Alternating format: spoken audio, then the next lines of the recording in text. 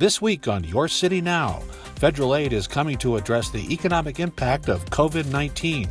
And Denver makes a donation of bison to Native American tribes. These stories are just ahead on Your City Now.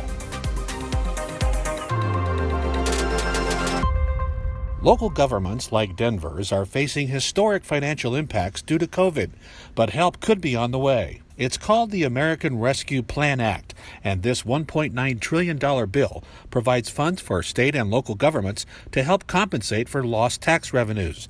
So how much could Denver be getting? The range is still somewhere between $140 and $311 million. Based on directives coming from the Treasury Department, the funds will be allocated in a timely manner, allow an opportunity to leverage the 2022 budget process, be used in a sustainable way, and an equity lens needs to be put on all of these allocations as we go through this process. In his presentation to council members, Finance Chief Hanlon did offer this. We really need to focus on our city employees. There are some agencies and teams that have a lot of vacancies due to the 2021 budget. We need to look at and make sure that we have adequate staffing levels and we're supporting our employees. Council and the mayor's office will both work on establishing guidance on the use of these funds. We are absolutely honored and thrilled that Major League Baseball has selected Denver and the Colorado Rockies as the new home for the summer's All-Star Game. And with that announcement, Coors Field will host the 2021 Major League Baseball All-Star Game. The scheduled game was moved from Atlanta by Major League Baseball in response to what they determined to be questionable voting laws the state of Georgia passed in March. It's really a pivotal turning point, not just for our return to normalcy, but the opportunity to move forward to highlight Denver and Colorado nationally, showing some of the most amazing talent from across baseball. For Denver, hosting the All-Star Game will have a positive impact on the city's economic recovery. It'll bring tourists to Colorado and bring back work to thousands of people.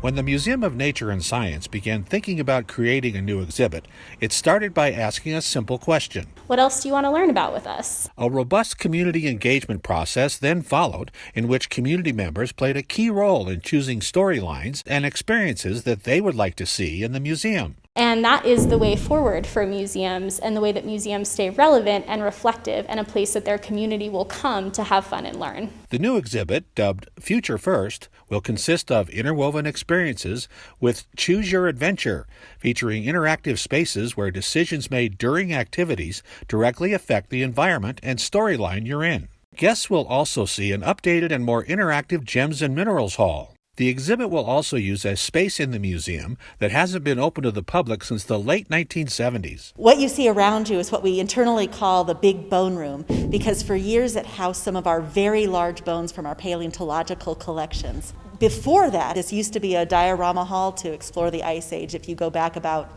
4 decades or so. The exhibit is still a few years away from being a reality, so there's still time to get involved and help with the process. Reach out to Community Research at dmns.org for more information.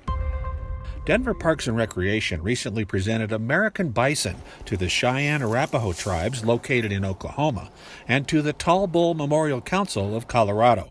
This gift is the first of its kind from the city of Denver to return wild bison to their native homes in an effort to support conservation on tribal lands. The bison are part of the land.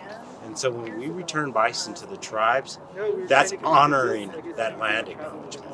And so for me, this is very special, and I hope to continue this, and hopefully we can make this forever. And so for us, it's exciting to be able to be a part of this. In the past, DPR hosted an annual bison auction at Genesee Park in order to manage genetic diversity within the herd and keep the population at a healthy size.